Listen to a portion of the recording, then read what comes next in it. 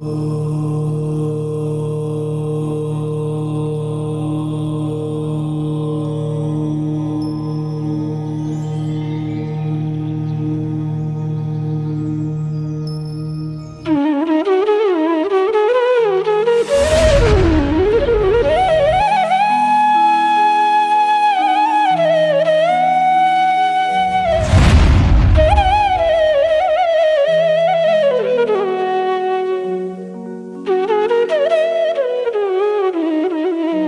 नमः सिद्धेभ्यः। ओम नमः सिद्धेभ्यः। ओम नमः सिद्धेभ्यः। सिद्धं शुद्धं प्रणमीय जिनेन्द्रवरनेमि चन्दम कलङ्कं गुणरयन भूषणुदयं जीवस्य परुवनं मोक्षम। बोलो देवादिदेव 1008 श्री श्रेयांसनाथ भगवान की जय। देवादिदेव 1008 श्री नेमिनाथ भगवान की जय। देवादिदेव 1008 श्री बाहुबली भगवान की जय। सिद्धांत चक्रवर्ती आचार्य श्री नेमि चंद्राचार्य महामुनिराज की जय। संत शिरोमणि आचार्य गुरुवर विद्यासागर जी महामुनिराज की जय। विद्याकुल शिरोमणि आचार्य श्री समय सागर जी महामुनिराज की जय। निर्यापक श्रमण मुनि पुंगव श्री सुधा सागर जी महामुनिराज की जय। समस्त मुनि संघ की जय। आइए, योग में जो विषय हम आगे पढ़ रहे हैं उसमें आज जो विषय आएगा थोड़ा संख्याओं से संबंधित है और गाथा अर्थ समझते हुए सामान्य रूप से जितना हमको याद हो सकता है उतना करना है। और इसमें से बहुत सारा विषय हमने सर्वार सिद्धि तत्वार सूत्र आदि ग्रंथों में पढ़ा हुआ है। ठीक है, देखिए, कल कुछ बातें हमने पढ़ी थी उनको एक बार सामान्य रूप से समझते हैं। कल ये देखा था कि औदारिक वैक्रियक आहारक तेजस नाम कर्म के उदय से होने वाले चार शरीरों को नो कर्म शरीर कहते हैं और कार्मन शरीर नाम कर्म के उदय से होने वाले ज्ञानावर्णादिक 8 कर्मों के समूह को कार्मन शरीर कहते हैं। तो शरीर जो है वो नो कर्म है। नो का अर्थ हमने देखा था निषेध रूप में, नो का अर्थ हमने देखा था किंचित रूप में। तो ये कर्म आत्मा के गुणों का घात नहीं करते हैं। जैसे कार्मान शरीर मतलब जो कर्म है वो हमारे गुणों का घात करते हैं, ये नो कर्म आदि जो है वो हमारे गुणों का घात नहीं करते, इसलिए इनको ईशत कहा है। और ये कर्म नहीं है, ये नो कर्म है, इसलिए इसको निषेध रूप में भी नो यहाँ पर लिया है। फिर हमने पढ़ा था जो 245 नंबर की गाथा है उसमें समय प्रबद्ध की व्याख्या दी थी। अनंतानंत परमाणुओं की एक वर्गना होती है और अनंत वर्गनाओं का नियम से एक समय प्रबद्ध होता है। 23 प्रकार की वर्गनाओं को भी हमने कल पढ़ा था। वो 23 प्रकार की वर्गनाएं वातावरण में पाई जाती हैं। उनमें से कुछ ही वर्गनाएं हमारी काम की होती है, बाकी वर्गनाएं तो है। अब वो वर्गना बनी कैसी है तो बता रहे हैं अनंतानंत परमाणु, जो पुद्गल परमाणु है वो अनंतानंत जब एक जगह पर आते हैं तो एक वर्गना बनती है। और जब अनंत वर्गनाएं बनती है तो उन अनंत वर्गनाओं का नियम से एक समय प्रबद्ध होता है। तो समय प्रबद्ध क्या है? अनंत वर्गनाओं का समूह। तो वर्गना अनंत परमाणुओं का समूह और समय प्रबद्ध एक समय में आत्मा के साथ बंधने वाले कर्म नो कर्म रूप अनंत वर्गनाओं का समूह। एक वर्गना में परमाणु का प्रमाण सिद्ध की राशि को हम अनंत का भाग देंगे या फिर अभव्य राशि को गुणित करेंगे अनंत से। और एक समय प्रबद्ध इसको सिद्ध का अनंतवा भाग या अभव्य राशि को गुणित करेंगे अनंत से। ठीक है, अब ये 23 प्रकार की वर्गनाएं कल इनको हमने देखा था, सामान्य रूप से बस नाम लिखे हैं कौन कौन सी वर्गनाएं होती है। अब 246 नंबर की गाथा में हमने पढ़ा था औदारिक वैक्रियक आहारक इन 3 शरीरों के समय प्रबद्ध उत्तरोत्तर क्रम से श्रेणी के असंख्यातवें भाग से गुणित है और तेजस तथा कार्बन शरीरों के समय प्रबद्ध अनंत गुणे हैं, किंतु ये पांचों ही शरीर उत्तर उत्तर सूक्ष्म हैं। जो परम परम सूक्ष्मम, ये सूत्र हमने पढ़ा था। उसके पहले हम ये समझ रहे थे कि औदारिक से वैक्रियक, वैक्रियक से आहारक, ये जो है इनका समय प्रबद्ध ही है, लेकिन इनका समय प्रबद्ध पहले से श्रेणी के असंख्यात भाग से गुणित गुणित है। और वै आहारक से तेजस अनंत गुना है, तेजस से कार्बन अनंत गुना है। तो ये शरीर भी बड़े बड़े है क्या? नहीं, शरीर सूक्ष्म सूक्ष्म है। इनके अंदर पाए जाने वाले जो परमाणु है, ये समय प्रबद्ध अनंत गुणे हैं। बाकी शरीर तो सूक्ष्म ही है। ये किस तरह से होता है, इसको भी हमने कल इस चार्ट के माध्यम से समझा था। प्रश्न यहाँ पर बना, जब समय प्रबद्ध असंख्यात गुना है तो औदारिक से वैक्रियक स्थूल हुआ, ऐसा ही होना चाहिए। तो यहाँ पर बता रहे हैं ये शरीर उत्तर उत्तर सूक्ष्म है। परमाणु की संख्या अधिक होने पर भी इनका बंधन सूक्ष्म है। जैसे कपास के पिंड से लोहे के पिंड में अधिक पना होने पर भी लोहे का पिंड कम स्थान को घेरता है। इस तरह से अब देखिए, जो 247 नंबर की गाथा है, यह गाथा भी हमने पढ़ी थी। इन शरीरों के समय प्रबद्ध वर्गनाओं की अवगाहना का प्रमाण सामान्य से घनांगुल के असंख्यातवा भाग है। क्या है? सामान्य से घनांगुल का असंख्यातवा भाग। इस तरह से हमें यह जो विषय है, तो घनांगुल भी हमने समझा था। जो अंगुल को तीन प्रकार से लिया था, तो तीन प्रकार से यहाँ पर जो विषय लेंगे वो लेंगे घनांगुल का विषय। तो इन शरीरों के समय प्रबद्ध वर्गनाओं की अवगाहना का प्रमाण सामान्य से घनांगुल के असंख्यात भाग है, किंतु विशेषतया आगे आगे के शरीरों के समय प्रबद्ध और वर्गनाओं की अवगाहना का प्रमाण क्रम से असंख्यात गुना हीन है।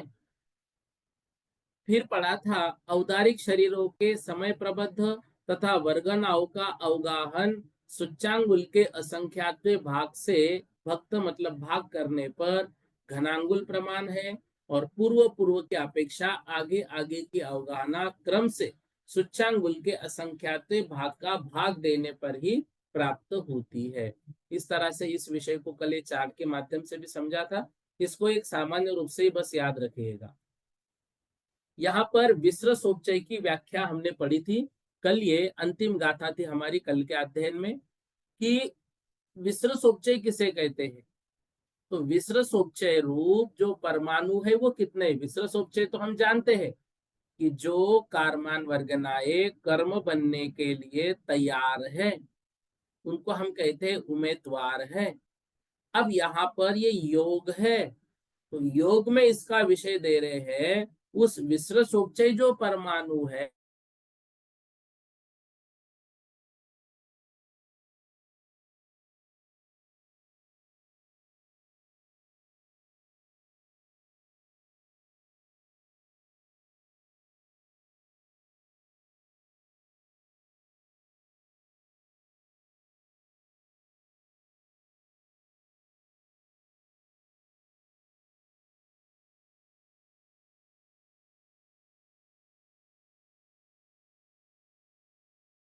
कितने जुड़े हैं? तो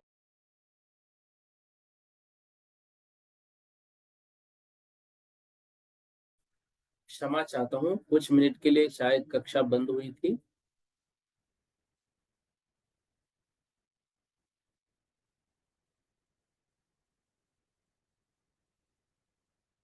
हाँ, देखिए, नेटवर्क के इशू से कुछ हो गया शायद।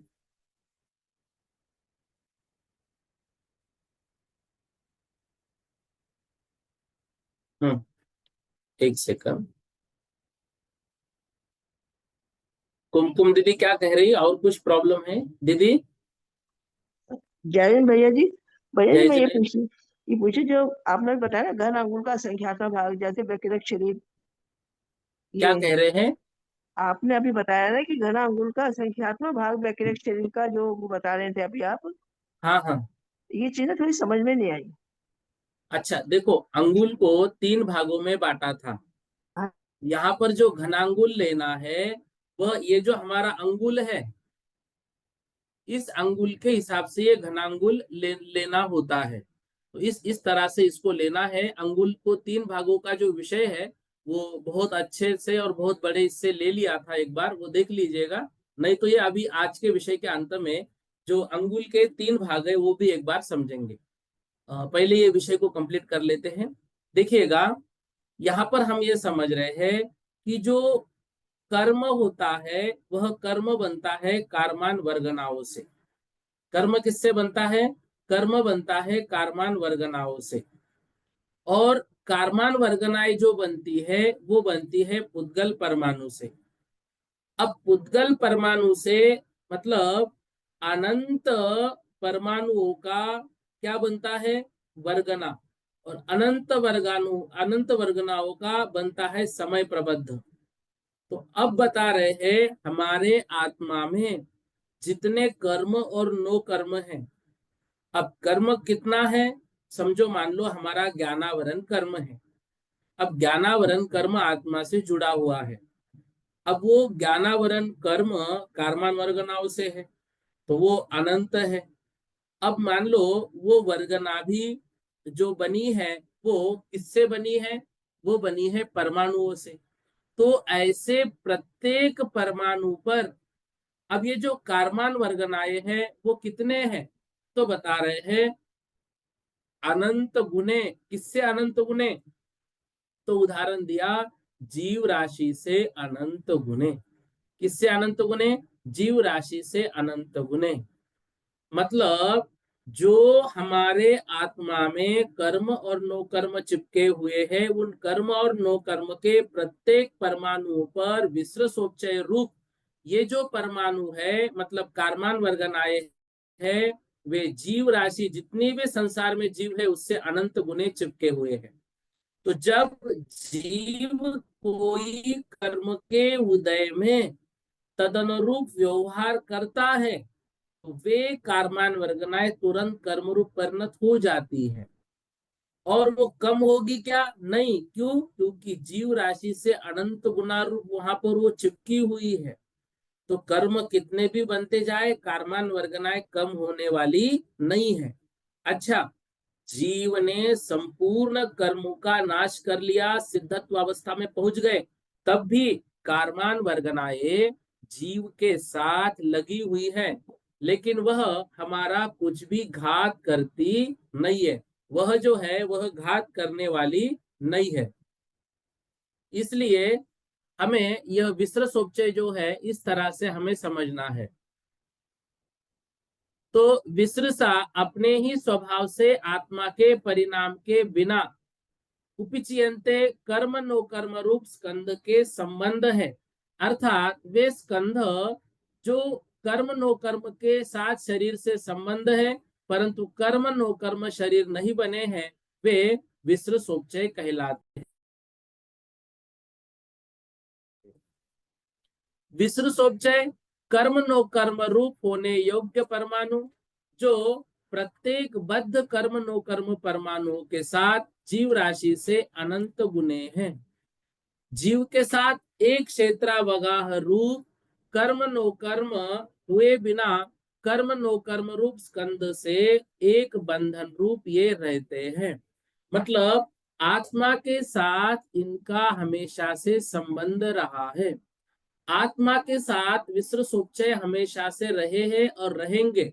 बस हमें कर्म के साथ जैसा बहना चाहिए उस बहने में यदि हमने थोड़ा पुरुषार्थ कर लिया तो पुरुषार्थ के बल पर नवीन कर्मों का जो है वह रुकना हम हो सकता है। कि नवीन कर्मों को हमें रुकाना है तो हमें पुरुषार्थ की ही आवश्यकता होती है। अन्य कोई जो है हमको बचा नहीं सकती है। इसलिए पुरुषार्थ अत्यंत आवश्यक है। चल रहा है। होता रहेगा। देखिए, अब दीदी ने प्रश्न पूछा, कुमकुम दीदी ने, कि अंगुल के बारे में नहीं समझे। अब देखिए 3 प्रकार होते हैं अंगुल के। एक होता है उत्सेरांगुल, एक होता है प्रतरांगुल और एक होता है घनांगुल। ठीक है।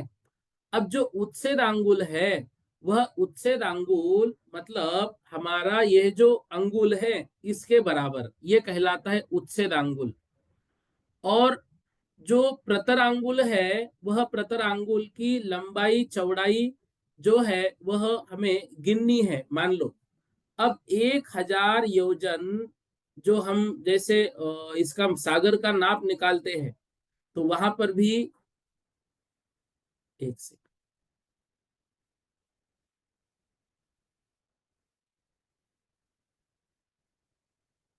आवाज आ रही है ना मेरी? कनेक्शन स्लो क्यों? हाँ, आ रही है। ठीक है, आज नेटवर्क थोड़ा सा डाउन है, ये बार बार जो है वाईफाई की लाइन कम कम हो रही है। हाँ, अब देखिए, जो अंगुल है, इस अंगुल को हमने 3 भागों में बांटा, उच्छेदांगुल, प्रतरांगुल और घनांगुल। अब जो उच्छेदांगुल है, ये जो है ये हमारा अंगुल। अब उच्छेदांगुल का वर्ग जो होता है वह होता है प्रतरांगुल। और जो उच्छेदांगुल है उसका घन मतलब वर्ग में क्या लेंगे, लंबाई गुणित चौड़ाई। और घनांगुल में क्या लेंगे, उसकी गहराई और मोटाई, ये तीनों भी घनांगुल में ली जाएगी। तो इस तरह से यहाँ पर घनांगुल को हमें लेना है, ये याद रखना है। तो ये घनांगुली यहाँ पर लेना है। अब एक दिन इसमें घनांगुल के विषय में तीनों को बहुत अच्छी तरह से समझाया हुआ है। जब हम इसका प्रकरण पढ़ रहे थे, कौन सा एक प्रकरण आया था अंगुल के विषय में, उसमें विषय आया था जहां पर हमने तंदुल मत्स्य का वर्णन किया है। देखो, तंदुल मत्स्य के वर्णन के समय तो वो एक बार आप देख लीजिएगा, नहीं तो आप फिर से व्हाट्सएप पर प्रश्न भेज दीजिए, वहां पर मैं आपको डिटेल घनांगुल की दे दूंगा। वैसे अभी हमको एक 3-4 गाथाओं के बाद अनंतानंत की व्याख्या पढ़नी है, तीनों प्रकार के अनंतानंत, वहां पर एक बार और ये विषय आने वाला है, वहां पर आप फिर से देखेंगे। ठीक है, आइए 250 नंबर की गाथा आज हमको पढ़नी है। उक्कसठ दी चर में, उक्कसठ दी चरी में, सग सग उक्कस संचो दी, सग सग उक्कस संचो दी, पन देहानम वर जोगा, पन देहानम वर जोगा, दीस सामग्री सही आणम, दीस सामग्री सही आणम।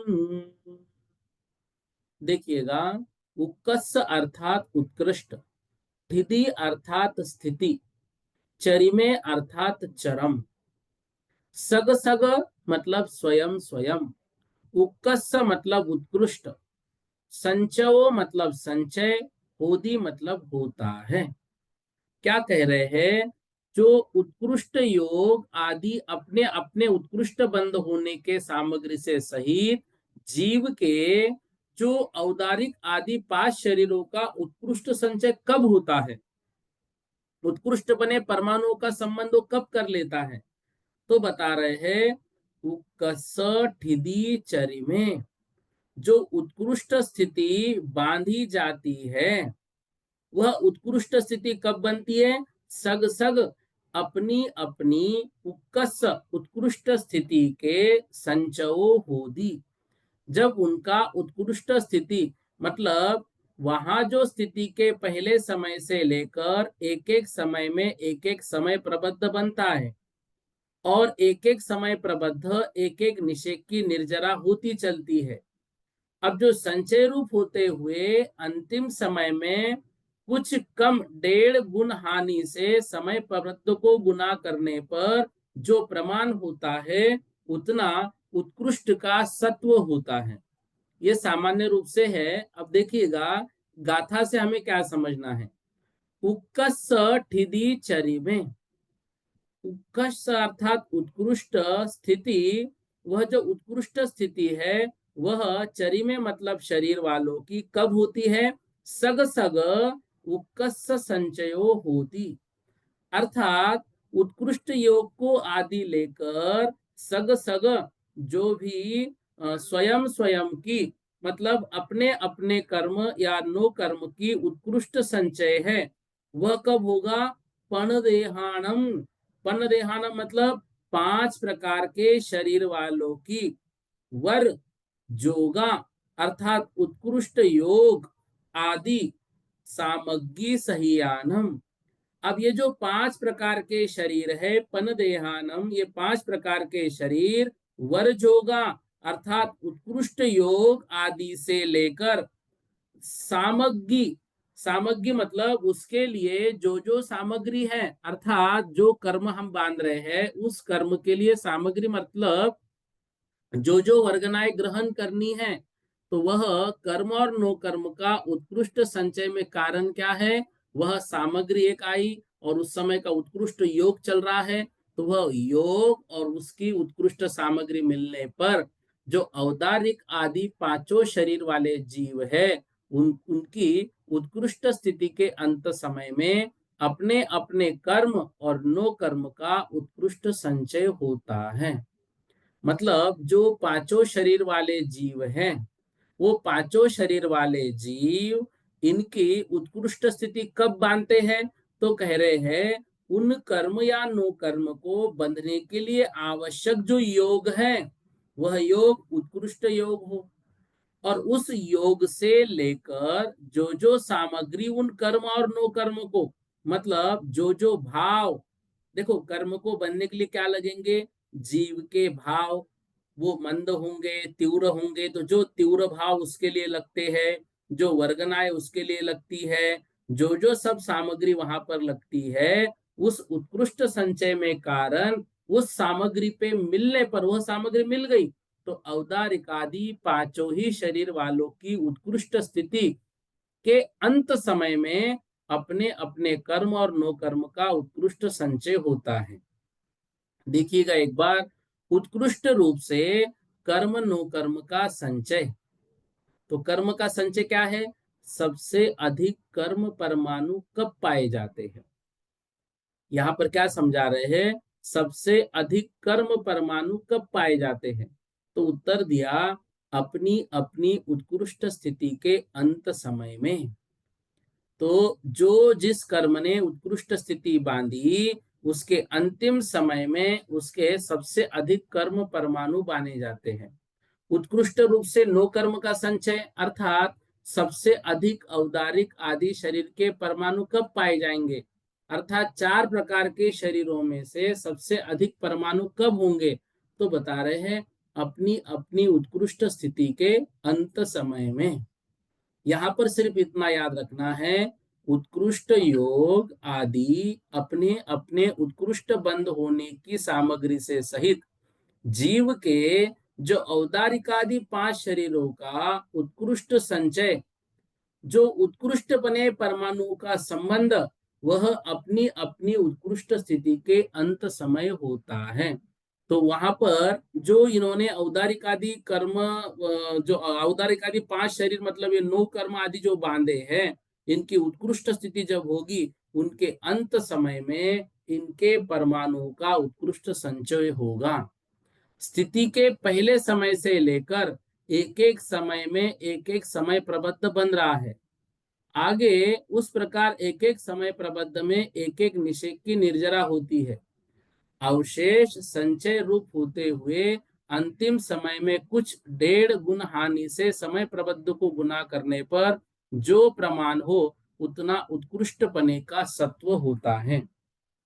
देखिएगा यहाँ पर उलझने की बात नहीं है, जो जीव ने कर्म बांधा है अब उस कर्म का उदय एक एक निषेक से होगा। कब? ये अकाम निर्जरा में, सकाम निर्जरा की बात नहीं कर रहे हैं। देखो सकाम निर्जरा मतलब तप आदि मेहनत करके जो निर्जरा होती है, और बाकी जो निर्जरा है वो बिना मेहनत की निर्जरा हो रही है, कर्म झड़ रहे हैं। कर्म मतलब हमने जो भी कर्म बांधा प्रति समय में उदय आकर वो निकल रहे हैं। तो अब जो है एक एक समय में जो कर्मों की निर्जरा है वो एक एक निषेक की निर्जरा हो रही है। एक एक निषेक मतलब क्या? 100 साल की उम्र हमने बांधी, तो 100 साल में जितने समय होंगे उतने निषेक उस कर्म के होंगे। आयु से याद रखना, मान लो 100 साल की उम्र हमने बांधी, 100 साल में जितने समय होंगे उतने निषेक एक लाइन से हमने बांधे। अब प्रति समय क्या हो रहा है? प्रति समय नए नए कर्म जो है एक समय प्रबद्ध बन रहे हैं, और निषेक जो है एक एक निषेक की निर्जरा हो रही है। अब निषेक की निर्जरा एक एक रूप से हो रही है, तो अंतिम समय में जो संचय रूप कर्म होंगे वो तो बहुत ज्यादा है, क्योंकि निषेक ऐसा ऐसा हो रहा है। अब कुछ कम 1.5 गुण हानि से समय प्रबद्ध को गुना करने पर जो प्रमाण हो उतना प्रमाण उत्कृष्ट पने का सत्व होता है। तो यहाँ पर समय प्रबद्ध को हमने 1.5 गुना हानि से गुना कर लिया, जो प्रमाण होगा उतना प्रत्येक परमाणु का उत्कृष्ट सत्व होता है आत्मा के साथ, वो स्थिति रूप में है। तो ये उत्कृष्ट संचय कब होगा? तो जब उत्कृष्ट योग होगा। उत्कृष्ट योग के साथ कर्म को बंधने योग्य जो सामग्री है वह सामग्री से सहित पांचों प्रकार के शरीरों से युक्त, मतलब औदारिक तेजस कार्मन, वैक्रियक तेजस कार्मन, आहारक तेजस कार्मन, जो कार्मान वर्गना का शरीर जो वैक्रियक में सॉरी विग्रह गति में चल रहा है उस समय। तो ये जो उत्कृष्ट पने परमाणु का संबंध है, मतलब सबकी अपनी जो उत्कृष्ट स्थिति है वह उत्कृष्ट स्थिति के अंतिम समय में होता है, उनका उत्कृष्ट संचय। तो वहां स्थिति के पहले समय से लेकर एक एक समय में एक एक समय प्रबद्ध वो बन रहे हैं प्रति समय, लेकिन अंतिम समय में जो जितनी भी उन्होंने बांधी है तो उसके अंतिम समय में वह जो है उत्कृष्ट पने का सत्व लेकर चलेगा। इस विषय में ग्रंथ में कुछ पंक्तियां लिखी है, वो भी एक बार मैं पढ़ लेता हूँ। बहुत अच्छी लिखी है। आपको मैंने बोला था गोमटसार जीवकांड बाल ब्रह्मचारी, जो ब्रह्मचारी पंडित रतनचंद जी मुख्तार जी वाला ये टीका है, और इसका संपादन पंडित जवाहरलाल जी जैन सिद्धांत शास्त्री जी ने किया है। इस विषय में बहुत अच्छा उन्होंने यहाँ पर लिखा है। हाँ देखिए एक बार, औदारिक शरीर के उत्कृष्ट पदेश अग्र का स्वामी 3 पल्ले की आयु वाला उत्तर कुरु और देव कुरु का अन्यतर मनुष्य होता है। स्त्री वेद और पुरुष वेद के कारण तथा सम्यक्त और मिथ्यात्व आदि गुणों के कारण द्रव्य विशेष नहीं होता। इस बात का ज्ञान कराने के लिए जो कोई भी पद का निर्देश यहाँ पर किया हुआ है।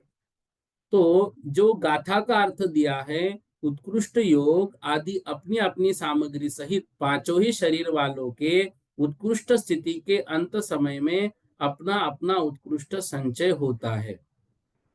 तो यहाँ पर बता रहे हैं उत्तर कुरु और देव कुरु के मनुष्य 3 पल्ली के स्थिति वाली होते हैं।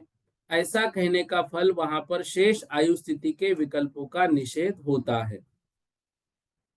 अब जो विषय यहाँ पर हमें समझने के लिए है, एक सेकंड।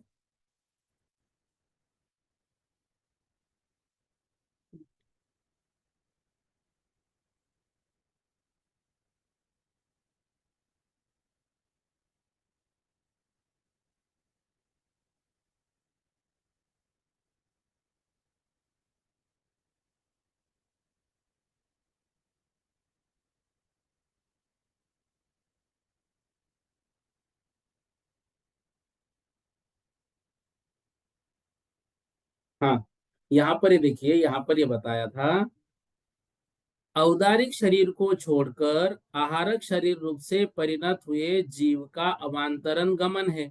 इसलिए प्रथम समय तद्भवस्थ विशेषण यहाँ पर हो रहा है। तो उत्कृष्ट वृद्धि से वृद्धि को प्राप्त हुआ, तो सबसे लघु अंतर मुहूर्त काल द्वारा सब पर्याप्तियों से प्राप्त हुआ।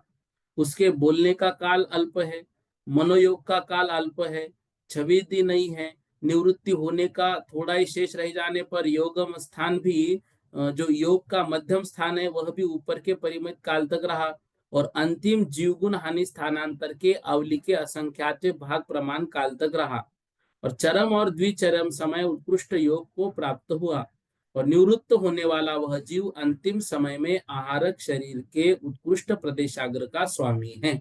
इसको एक बार फिर से सुनला देखना, आपको लगेगा विषय थोड़ा जटिल हो गया, लेकिन प्रत्येक की उत्कृष्ट स्थिति कब बनती है, फिर से एक बार देखना। यहाँ पर आहारक शरीर का बता रहे हैं, तो आहारक शरीर का बंध करते समय वह जीव जो है सबसे पहले, अभी कम कम से उत्कृष्ट की ओर ले जा रहे हैं, सबसे लघु अंतर मुहूर्त काल द्वारा सब पर्याप्तियों से वह पर्याप्त हुआ, पहले आहारक शरीर का बंध, उसके बोलने के काल अल्प है पर्याप्त होने के बाद, मनोयोग का काल भी उसका अल्प है, मतलब वचन योग का अल्प है और मनोयोग का भी अल्प है, और छह विच्छेद वहां पर नहीं है। निवृत्ति होने के काल के थोड़ा शेष रह जाने पर योग जो है वो मध्यम स्थान के ऊपर परिमित काल तक रहा।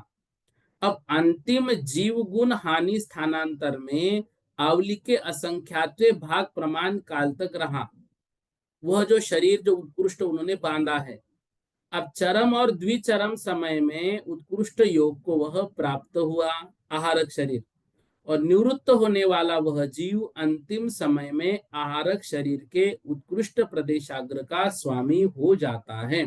तो जो आहारक शरीर वहां पर उन्होंने बंद किया है, वह आहारक शरीर जो लोकाकाश है, उस लोकाकाश के उत्कृष्ट परमाणुओं को कब घेरेगा, ठीक है ना। मतलब वहां पर उसका जो घेरना है, आहारक शरीर के विषय में बात कर रहे हैं अभी, तो वह कब घेरेगा, तो जब वह अंतिम समय में उत्कृष्ट योग को प्राप्त होगा। तो औदारिक शरीर संबंधी कथन में विशेष रूप से कथन आहारक शरीर में जो विशेषता है उसका कथन इस प्रकार है। प्रमत्त संयत आहार शरीर को उत्पन्न हुआ अपर्याप्त काल में अपर्याप्त वाला होता है, अन्यथा उत्कृष्ट वृद्धि द्वारा आहारक मिश्र काल में वृद्धि नहीं बन सकती। दूसरे निषेक की रचना करने पर अवस्थित रूप से निषेक रचना होती है और गलितावशेष निषेक रचना नहीं होती है। यदि कहा जाए कि काल भेद के बिना एक ही समय में निक्षिप्त हुए प्रदेशों का एक समय के बिना अंतर मुहूर्त में गलना संभव है, सो ठीक नहीं, क्योंकि ऐसा होने में विरोध आता है। इसी प्रकार तिर्यंच और मनुष्यों में वैक्रियक शरीर की निषेक रचना कहनी चाहिए, अन्यथा वहां पर भी क्षीण होने का काल अंतर मुहूर्त प्रमाण होने का विरोध आता है। तो यहाँ पर देखिए, इस विषय के माध्यम से मैं सिर्फ इतना कहना चाह रहा था कि जो जो बातें उन्होंने आहारक शरीर के लिए बताई, वो बातें क्या आई, वह उस शरीर की सामग्री आई, मतलब उत्कृष्ट योग के साथ अपने अपने उत्कृष्ट बंद होने की सामग्री। अब वह सामग्री वह जीव इकट्ठा कर रहा है, वहां उसने आहारक शरीर बना रहा है, तो अब वहां पर उत्कृष्ट संचय करना है उसको। तो उत्कृष्ट बने परमाणु का संबंध अब क्या करेगा, वह अपनी अपनी उत्कृष्ट स्थिति के अंतिम समय में वह कर लेगा। मतलब आहारक शरीर पहले कैसा था, निवृत्त पर्याप्त, पर्याप्त बना, पर्याप्त बनने के बाद वह जो आहारक शरीर है वह आहारक का योग में आ गया। तो आहारक का योग अब जो कैसा बनेगा, उत्कृष्ट का योग बनेगा, क्योंकि अब तक जो है वह आहारक मिश्र का योग था, अब आहारक का योग बना, और आहारक का योग के बाद वह जो उत्कृष्ट का योग होगा, उस समय में उत्कृष्ट स्थिति जो है उसके अंतिम समय में बंधती है। अब देखो यह जो गाथा है, यह गाथा अगली गाथा से भी कनेक्टेड है। विषय ये थोड़ा सा कड़ा है, लेकिन समझने का प्रयास करो, अभी अगली गाथा से और थोड़ा सा विषय समझ में आ जाएगा। देखिएगा, आवासयाहु भव, आवासयाहु भव, अद्धाउ संजोग संकिले सोय, अद्धाउ संजोग संकिले सोय, ओ कट्ठ कट्ठनया, ओ कट्ठ कट्ठ नया चच्छेदे गुणित कम्मंसे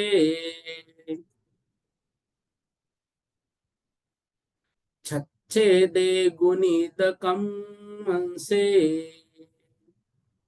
देखिएगा यहाँ पर 251 नंबर की गाथा। आवश्या अर्थात जो आवश्यक है, भव अद्धा अर्थात भवाद्धा, आउसम अर्थात आयुष्य, जोग अर्थात योग, संकिलेशो अर्थात संकलेश का, ओकट्टन कट्टनया, ओकट्टन अर्थात अपकर्षण और उक्कट्टन अर्थात उत्कर्षण। छ छ छेदे अर्थात छ मतलब छह प्रकार के, एदे मतलब ये, गुणित कम्मन से, गुणित कम्मन से मतलब कर्म के अंश है। तो गुणित कम्मन से, गुणित कम्मन से अर्थात जिससे उत्कृष्ट संचय होता है, ऐसे जीव में उत्कृष्ट संचय के कारणभूत छह अवश्य होते हैं। आवश्या मतलब आवश्य होते हैं, इसलिए उत्कृष्ट संचय करने वाले जीव के छह आवश्यक कहलाते हैं। वो छह आवश्यक कौन कौन से हैं तो बता रहे हैं। पहला आया भवद्धा अर्थात भवद्दा, फिर दिया आयुषम, आयुषम मतलब आयुबल, जोग अर्थात योग, संकलेशो अर्थात संकलेश, फिर उक्कठन अर्थात अपकर्षण और उक्कठन अर्थात उत्कर्षण। ये छह होते हैं। तो इनका स्वरूप अगली अगली गाथाओं में आएगा। तो जो पांचों शरीरों के बंध उदय और सत्वादिक में परमाणुओं के प्रमाण का विशेष जो है, उनके जानने के लिए पांचों प्रकार की शरीर की स्थिति अगली गाथाओं से जो हम पढ़ने वाले हैं। तो यहाँ पर देखिए, उत्कृष्ट संचय के लिए आवश्यक कारण क्या है? भवाद्दा, एक जैसे अनेक भवों का कुल काल, आयु एक भव का काल, योग उत्कृष्ट योग, संकलेश तीव्र कषाय रूप परिणाम, अपकर्षण परमाणु की स्थिति का घटना और उत्कर्षण परमाणु की स्थिति का बढ़ना। तो उन औदारिक आदि पांच शरीरों की बंधरूप उत्कृष्ट स्थिति, औदारिक के 3 पल्य, वैक्रियक की 33 सागर, आहारक की अंतर्मूर्त और तेजस की 66 सागर है, तथा कार्मन की सामान्य से 70 कोड़ा कोड़ी सागर प्रमाण है। यह अगली गाथाओं का अर्थ है। पतार उत्कृष्ट स्थिति विशेष से ज्ञानावरण, दर्शनावरण, वेदनी और अंतराय की 30 कोड़ा कोड़ी सागर और मोहनी की 70 कोड़ा कोड़ी सागर है। नाम और गोत्र की 20 कोड़ा कोड़ी सागर है और आयु कर्म की 33 सागर है। इस प्रकार से ये जो उत्कृष्ट स्थिति है, तो उत्कृष्ट स्थिति के संचय के लिए गुणित क्रम से क्या करना पड़ेगा? उत्कृष्ट स्थिति के संचय के लिए जो प्रवर्तमान जीव है, उनका उत्कृष्ट संचय करने के लिए ये भवाधा, जो एक जैसे भव कितने हमने ग्रहण किए, फिर आयुष्य मतलब एक भव का काल, योग मतलब उत्कृष्ट योग, संकलेश अर्थात संकलेश अर्थात तीव्र कषाय रूप परिणाम, अपकर्षण परमाणु की स्थिति का घटना और उत्कर्षण अर्थात परमाणु की स्थिति का बढ़ना। इस प्रकार से ये सारे कार्य जो है वहां पर आवश्यक होते हैं। इससे क्या होता है? उन कर्मों का उत्कृष्ट संचय होता है। तो वो उन कर्मों का मतलब वो जो औदारिक शरीर आदि 9 कर्म है, उन 9 कर्म के परमाणुओं का और ज्ञानावरणादि जो कर्म है, उन कर्मों का उत्कृष्ट संचय करने के लिए इनकी स्थिति का वर्णन कर रहे हैं। अब देखिए, इनको स्वयं आचार्य महाराज अगली गाथाओं में बताएंगे। भवाद्दा क्या है, आयुर्बल क्या है, योग क्या है, संकलेश क्या है, अपकर्षण क्या है और उत्कर्षण क्या है। ये शब्द भी हमने सर्वार्थ सिद्धि में एक बार देखे हुए थे। एक बार इन पांचों शरीरों की उत्कृष्ट स्थिति को समझते हैं, फिर और ये जो संचय हो रहा है उत्कृष्ट, ये कब हो रहा है, इस बात को हम और देखेंगे। अब देखिए 252 नंबर की गाथा।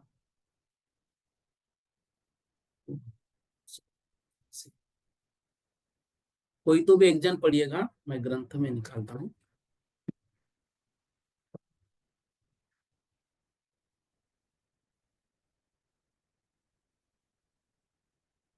हाँ नविता दीदी पढ़िए।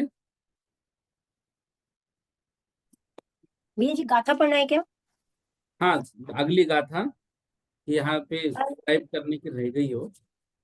पल्लतियम उवहीणम तैतिस् तैतिस्सान्ते मुहूर्तम उवहीणम छावट्टिकम मदिट्ठि बंधुकस्सतित्थितारम। हाँ ये देखिए, यहाँ पर पांचों शरीरों की उत्कृष्ट स्थिति को बताया जा रहा है। देखिएगा, जो पल्लत्तियम उवहीनम तेतिस्सान्ते मुहूर्त उवहीनम छावट्टी कम्मठिदि बंदुकसठिदि ताणम। तो पांचों शरीरों की उत्कृष्ट स्थिति। पल्लत्तियम, पल्लत्तियम पल्य और तियम मतलब तीन, तो तीन पल्य, ठीक है ना। पल्लत्तियम तीन पल्य। फिर उवहीनम, उवहीनम अर्थात उदहीनम 3300 मुहूर्त, 33 शांति मुहूर्त। तो 33 शांति मुहूर्त, तो यहाँ पर 33 सागर और फिर है शांते, तो यहाँ पर अंत्य मुहूर्त अर्थात अंतर मुहूर्त, ठीक है। उवहीनम, उवहीनम मतलब उत्कृष्ट। छावट्ठी अर्थात 66। कम्मठिति अर्थात कर्म स्थिति का बंध, ये क्या है, उक्कसठिति तान, यह उसका उत्कृष्ट स्थिति है।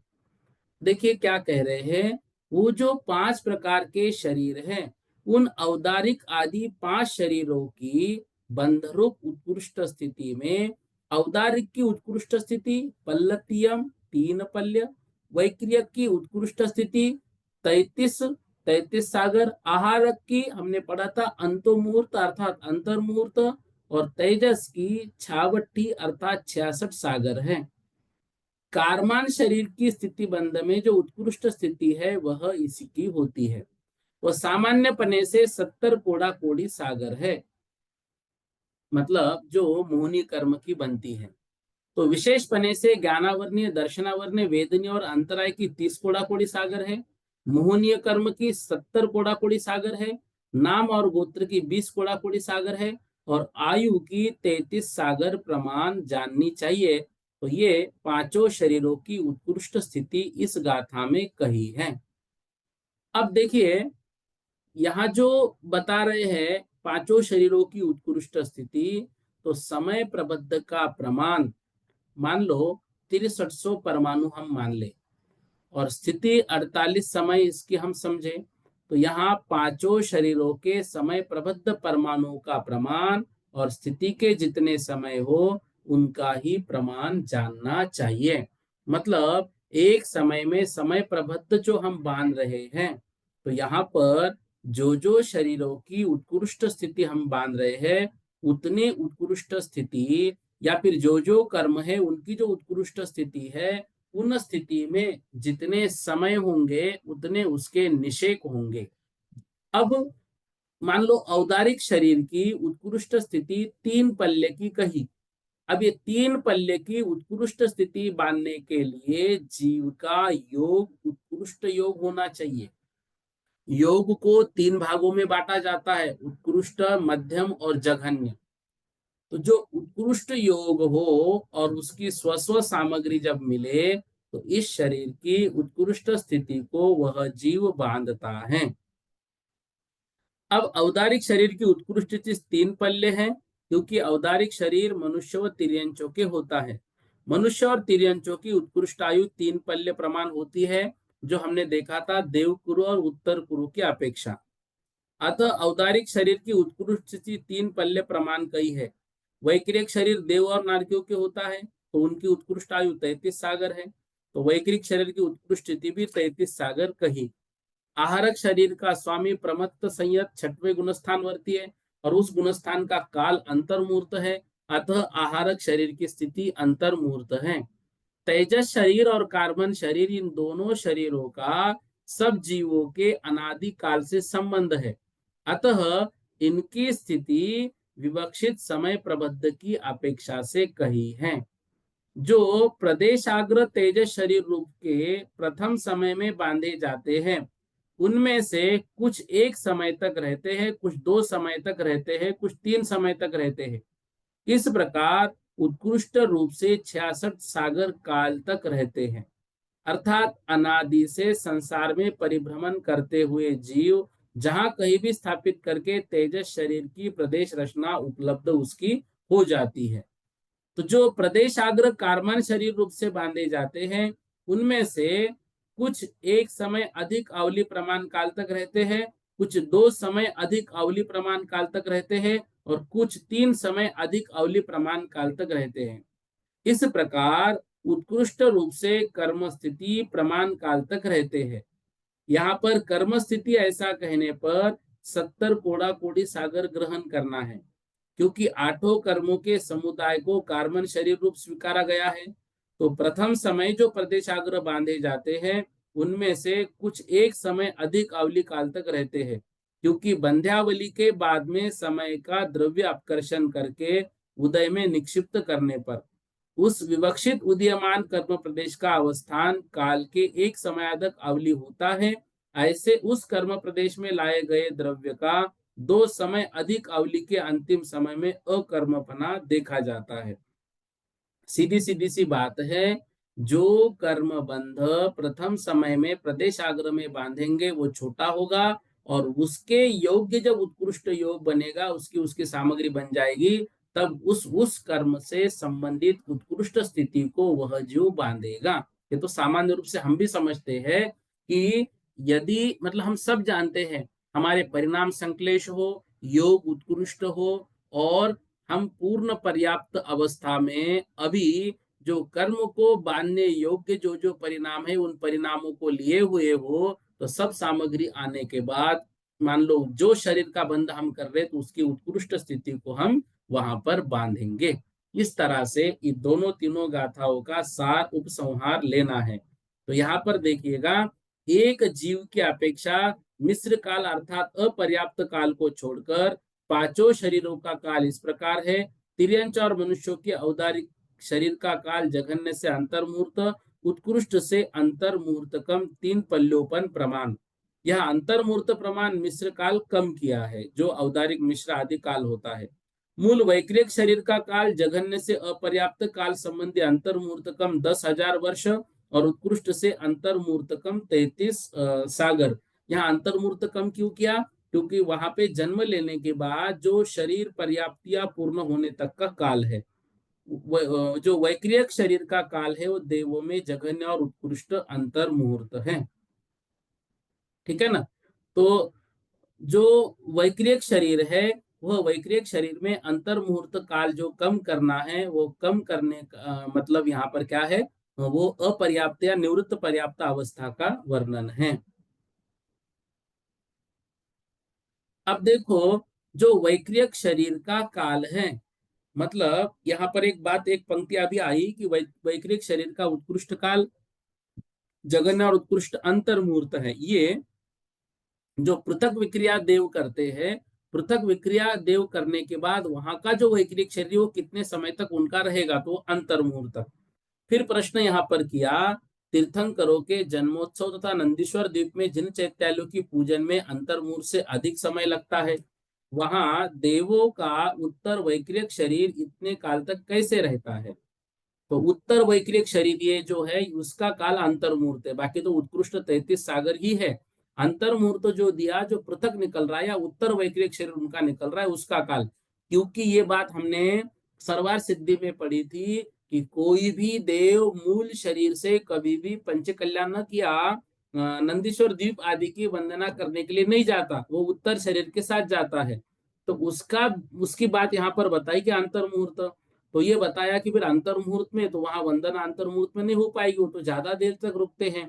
तो बता रहे हैं, पुनः पुनः विक्रिया करने से उत्तर वैक्रियक शरीर की संतति का विच्छेद नहीं होता। अंतर मुहूर्त समाप्त हुआ, फिर वैक्रियक शरीर वही नहीं है, नया वैक्रियक शरीर वहां पर वो आ रहा है, उनका उत्तर वैक्रियक शरीर। आहारक शरीर का जघन्य और उत्कृष्ट काल अंतर्मुहूर्त है, संतति के अपेक्षा तेजस और कार्बन शरीर अभव्यों के अनादि अनंत है। किसी भव्य के अनंत काल तक भी शांत नहीं होते, किसी भव्य के अनादि शांत है। संतान निरपेक्ष तेजस शरीर की स्थिति 66 सागर है और कार्बन शरीर की स्थिति 70 कोड़ा कोड़ी सागर प्रमाण जाननी चाहिए। ये इतनी उत्कृष्ट स्थिति है और उत्कृष्ट स्थिति बनने के लिए उत्कृष्ट योग होना चाहिए। इतना ही आज हमको समझना है। इतना ही आज कर लेते हैं, 2-3 प्रश्न करके फिर हम कल की जैसा यदि कक्षा बंद हुई बीच में ही तो आप लोग कायोत्सर्ग करके ही बाहर निकलना, ठीक है। हाँ नमिता दीदी जी पूछिए। जय जिनेन्द्र भैया जी। भैया जय जी, इसमें जिनेन्द्र। आया है कि ये 6 आवश्यक कारण है उत्कृष्ट संचय के लिए। तो इसमें हाँ है भवाद्या, आयुष्क, योग, संक्लेश, अपकर्षण, उत्कर्षण। इनकी हाँ, परिभाषा आप लिखवा दीजिएगा कल की क्लास में। ये देखो ना, ये स्क्रीन पर है, देखो ये तो पीडीएफ में भेजता ही हूँ ना आपको। ठीक भैया जी। अच्छा, हाँ दूसरी बात, इसमें एक समाधान में ये लिखा है ना कि ये विक्रिया करने के जो विक्रिया पुनः पुनः विक्रिया करने से उत्तर वैक्रियक शरीर की संतति का विच्छेद नहीं होता, ये समाधान है। हाँ, तो यानी कि एक विक्रिया 48 मिनट की पूरी हुई तो पुनः दूसरा 48 मिनट में चालू हो जाएगा और पता नहीं लगता है वैक्रियक शरीर वाले देवों को। बिल्कुल नहीं पता चलता है, नया नया शरीर उनका आते चलता है। जैसे समोसरण में भी वो जो बैठे रहते हैं तो प्रत्येक अंतर मुहूर्त बाद उनका नया नया शरीर वहां पर आता जाता है, लेकिन किसी को पता नहीं चलता है। करते तो वही है, तो उनको तो पता चलना चाहिए। देवों को पता चल रहा है ना, वो तो देव स्वयं कर रहे हैं। लेकिन जो बाकी हाँ बैठे हैं उस समोसरण में वो तो यही समझेंगे ना कि सौधर्म इंद्र तो यहाँ पर है बैठा हुआ। ठीक जो है, तो सौधर्म। चक्रवर्ती आदि उनको देखेंगे तो वो तो यही हम्म। समझेंगे ना कि सौधर्म इंद्र तो सभा में बैठे हुए हैं, ये तो ऊपर सो गए नहीं। तो तो ऊपर नहीं जा रहे हो सौधर्मेंद्र लेकिन यदि वैक्रिक शरीर बना रहे हैं। सौधर्मेंद्र यदि समोषण में जाता है तो मूल शरीर से नहीं जाता, विक्रिया के द्वारा ही बिल्कुल नहीं, जाएगा। मूल शरीर से कोई भी देव नीचे नहीं आते हैं, वो अपने उत्तर वैक्रिक शरीर से ही आते हैं। ठीक भैया जी। जी। जय जिनेन्द्र। हाँ, कल्पना दीदी जी पूछिए।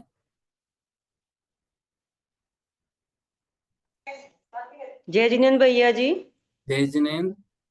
भैया जी, आपसे दो बातें करनी थी। एक तो ये कि एग्जाम में जो टाइम लिमिट है ना, वो आप टाइम बढ़वा दीजिए महाराज जी से, आप जरा कह के, या जो भी सब बहनें सुन रही हैं इस समय, स्वाध्यायी जो बहनें हैं, वो कोई महाराज जी के पास जाके उनसे निवेदन करें कि महाराज जी टाइम लिमिट जो है 1.5 घंटे की, वो बढ़ा दीजिए। एग्जाम में कि हम लोग आंसर लिख नहीं पाते, टाइम बहुत कम रहता है। दूसरा, आंसर शीट जो रहती है उनमें लाइनें बहुत कम है और स्पेस बहुत कम है, तो लिख नहीं पाते हैं, अक्षर बन नहीं पाते हैं और पूरा आंसर लिख नहीं पाते। पेज ऐड करने, फिर ना पेजों को जोड़ना पड़ता है, पिंच करना पड़ता है। तो हम ये दोनों चीजों से हमने बहुत बार कहा है, संस्थान वाले कुछ करते नहीं, तो महाराज श्री के आदेश में वो सब कार्य हो सकता है। ठीक तो है, आप आज भी आपकी आईसी रिकॉर्डिंग में महाराज जी को भेजूंगा, वहां पे जो भी भैया होंगे वो सुना देंगे, ठीक है दीदी। हाँ, हम लोग है ना, हमने कई बार बोला है लेकिन कोई इसकी सुनवाई नहीं हुई थी, तो फिर पेज नहीं लिखना नहीं, पड़ता देखो है। अभी क्या है, ये जो द्वादश वर्षीय चल रहा है, हम अभी कौन से साल में पढ़ रहे हैं, 7वीं साल में। ठीक है हाँ ना, जी। मतलब ये शुरू होके 7 साल हुए, तो ये जो है ना ये धीरे धीरे अनुभव आता जाएगा। अच्छा, इसको वहां पे जो व्यक्तिमत्व संभाल रहे थे वो गुरुजी के जाने के बाद जो है ना उतनी स्थिर रूपता उसमें आई नहीं है। ये बात आप भी मान रहे, मैं भी मान रहा हूँ। तो हमको तो अभी देखो ऐसे उनको तो सपोर्ट करते हुए चलना है, क्योंकि जो गुरुजी जाने से मतलब बनारस साहब जाने से जो खाई निर्माण हुई है वो इतनी जल्दी भर नहीं पाएगी ना। जी। इसलिए वो जो है व्यवस्था करने में थोड़ा सा मतलब है, कर बहुत रहे हैं, लेकिन अभी जो ऐसी ऐसी बातें आती है तो उसमें करेंगे सुधार धीरे धीरे, आप चिंता मत हाँ, कीजिए। लेकिन वैसे टाइम आपकी बहुत शंका कम है। जैसी कि वैसे भेज जी दूंगा मैं। जी, टाइम बहुत कम है, 1.5 घंटा तो बहुत ही कम लगता है। हम लोगों को कम से कम 2.5 घंटा तो टाइम होना चाहिए लिखने के लिए, नहीं बिल्कुल क्योंकि ठीक है, ये कोर्स भी बात भी बहुत मैं बोल ज्यादा हो देता हूँ। गया। हाँ, कोर्स भी बहुत ज्यादा हो गया, तो टाइम सही में बहुत ही कम है। कोई भी नहीं महाराज श्री के पास जाके उनसे निवेदन कर सकता है। नहीं नहीं जो भी नहीं, आपकी है। बात ये ऐसी कक्षा के माध्यम से पहुंचा देता हूँ। ठीक जी है। जी भैया जी, बहुत बहुत धन्यवाद नहीं आपका। नहीं चलो, हाँ। जी। कीर्ति दीदी जी जैन बोलिएगा। भैया जी जय जिनेन्द्र। जय अ, जिनेन्द्र। आज भैया जी निरामय सागर महाराज जी से मेरी बात हुई कि हाँ, आप पढ़ा रहे हैं, तो उन्होंने आपको याद किया और बहुत बताया बहुत कि आपके नमस्तु घर कहना। भोजन करने गए थे, आहार हुए थे आपके यहाँ जालना में। हाँ हाँ हाँ, अभी तो कहाँ मैं पर है आपको महाराज जी। सागर में है भैया जी। योग सागर महाराज जी, निरामय सागर जी, निरुक्त सागर जी, आदि बिल्कुल, महाराज यहाँ सागर में विराजमान है। नमस्ते 18 निवेदन तारीख करना मेरा, और मैं बिल्कुल आऊंगा दर्शन के लिए, बोलना अभी ये बिल्कुल अपना बिल्कुल। थोड़ा एक सवा महीने बाद छुट्टियां लगने के बाद। जी जी, 18 तारीख को प्रोग्राम है सागर में, अच्छा, आचार्य का। तो उसमें है वो, तो मैं आपको चलेगा, बस यही बोलना चाह रही। ठीक है। धन्यवाद धन्यवाद। नमस्ते, जी अवश्य निवेदन करना कल। जी, जरूर कल जाऊंगी तो बोल दूँ। जी जी। शशि दीदी जी पूछिए। भैया जी। हाँ भैया बोलिए, जी जय जय। मुझे एक बात ये कहना है कि कोर्स बहुत ज्यादा है भैया जी। तो इसमें से मतलब या तो सुधा सागर न भाग देखो, 3। ये जो है ना, ये तो शंका आप मतलब यूं समझो कि आप मत ही कीजिए, क्योंकि जो अब विषय फाइनल हो चुका है, अभी तो हमको ये स्वीकार करके आगे बढ़ना है। तो निश्चित रूप से मैं भी समझ रहा हूँ बहुत ज्यादा है। पहले तो आप ये समझो कि ये पूरा गोमरसार जीवकांड था सिलेबस में। ये तो ये सब लोगों ने फोर्स कर करके इसको आधा करवाया। अब इसके बाद भी और क्या सुनवाई करेंगे महाराज जी। हम लोग पढ़ नहीं पाते इतना सारा। नहीं, ये क्या है, देखो हम लोग क्या है, अभी अभी पढ़ रहे हैं, इसलिए नहीं पढ़ पा रहे। तो ये है कितनी गाथाएं, मुझे बोलो, 300 समझो गाथाएं हैं। तो हाँ एक हाँ। दिन में हम 2 गाथा भी कर लेते शुरुआत से, तो होता है कि नहीं। उद्देश्य मूल्य ये है महाराज जी, ये इतना क्यों रख रहे हैं? प्रतिदिन कुछ स्वाध्याय हो। होता यही कि परीक्षा 1 महीना रहने के बाद हम सब सिलेबस को लेके चलते हैं। प्रतिदिन यदि 2 गाथाएं ले, जो मतलब सुधा सागर जी जिनवानी है उसका प्रतिदिन एक पेज पढ़े, और तो बाकी जो पद्म पुराण है जो भी है उसका भी एक ही पेज करे, तो आराम से हो जाता है। फिर जैन सिद्धांत प्रवेश का उसका भी हाँ, फिर जैन सिद्धांत प्रवेश का भी तो है। जैन सिद्धांत प्रवेशिका आपको मैं 1 हफ्ते में पूरी करवाऊंगा, आप चिंता मत कीजिए। जैन जी। सिद्धांत प्रवेशिका की चिंता आप सभी लोग छोड़ दीजिए। बाद में आप बोलेंगे कि इतनी इजी है करके, इतनी आसानी से आपका विषय वो हो जाएगा, उसकी बिल्कुल चिंता कोई करना भी मत। और अभी आप पढ़ रहे हो तो उसको पढ़ना भी छोड़ देना, मैं ये कह रहा हूँ।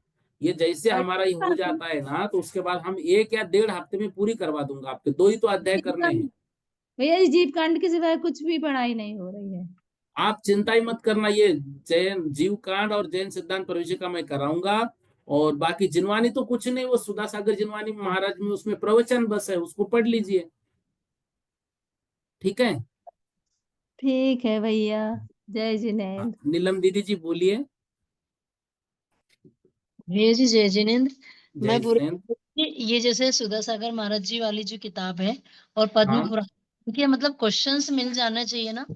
क्योंकि पढ़ अगर अपन शास्त्र पढ़ भी लेते हैं, जैसे अपन ने एक दिन 3 4 5 पन्ने पढ़ लिए, तो याद भी नहीं रहते ना ठीक से कि क्या क्या आया।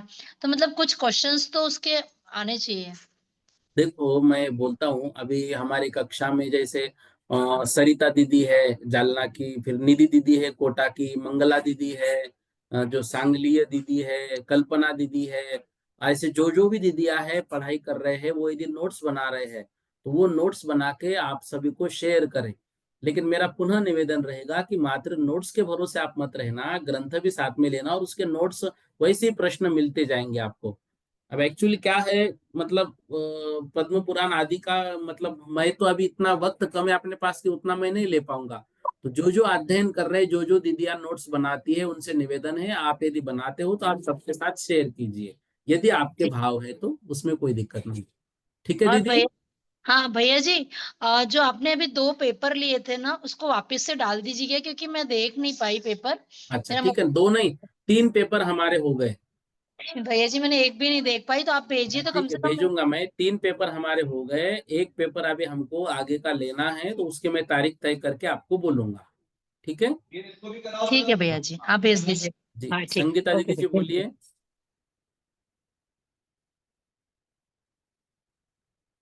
संगीता दीदी जी। भैया जी जय जिनेन्द्र। बोलिए दीदी। भैया जी मैंने पद्म पुराण भाग 3 भी पढ़ लिया। और हेलो। हाँ हाँ, बोलो बोलो। हाँ भैया जी मैं बोल रही, मैंने पद्म पुराण भाग 3 भी पढ़ लिया और सुधा सागर भाग 3 भी पढ़ लिया, लेकिन मुझे अब कुछ भी नहीं आता, इसका मैं क्या करूं? आपने पढ़ लिया है तो आप पेपर दो। पेपर देते समय जब प्रश्न पढ़ोगे तो आपको उससे संबंधित जो भी याद आएगा आप लिखना पेपर में। ठीक है ठीक है ना? भैया जी। चिंता मत बस करना। याद नहीं रहता देखो दीदी, मैं ये जो भैया जी है मैं ना, ये क्षोभ प्रॉपर क्षम कब स्वाध्याय हमारा करती बढ़ेगा हूँ। कुछ कह नहीं सकते। डरना कभी नहीं कि याद नहीं हो रहा है, समझ में नहीं आ रहा है। कब कौन सा क्षोभ क्षम हमारा बढ़ जाए, कब कौन सा काल हमारा अच्छा आ जाए, कोई कह नहीं सकते जी हैं। जी भैया जी, जी। बस हम इसी की इतना बात की शिवभूति उम्मीद है महाराज मेरे का को भैया उदाहरण जी। पढ़ते हैं कि उनको दाल और छिलका जब समझ में नहीं आया, दाल और छिलके से उन्होंने अपना कल्याण कर लिया। हम तो जी स्वाध्याय भैया कर रहे हैं, तो पता नहीं कौन सा विषय पढ़ते पढ़ते हमें बहुत सारा ज्ञान अपने आप पूर्व भाव का याद आ जाएगा और कल्याण हो जाएगा। ठीक है, तो जी भैया डरना बिल्कुल जी नहीं भैया है, जितना आए उतना लिखना। जी भैया महाराज जी जी ने तो एक बार ये कहा था कि कुछ नहीं, पेपर में बैठ के नाम तो लिख सकते हो कि नहीं लिख सकते हो, और क्या चाहिए। जी भैया जी, धन्यवाद भैया। लता दीदी जी बोलिए। जय जिनेन्द्र भैया जी, आवाज जय आ रही है? जिनेन्द्र। हाँ आ रही, मैं बोलो। हाँ मैं बोली सुधा सागर जी, जिनवानी का पीडीएफ भेजिए ना, किताब नहीं है भैया चलेगा, जी हमारे ठीक है पास। ठीक है।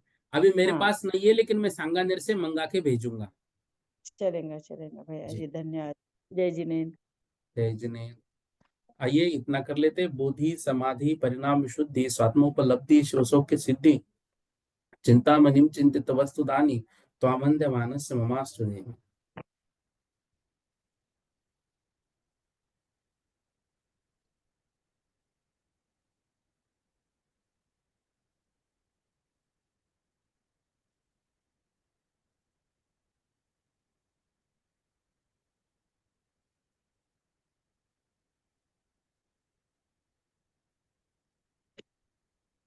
बोलो द्वादशांग जिनवानी माता की जय, सिद्धांत शास्त्र की जय।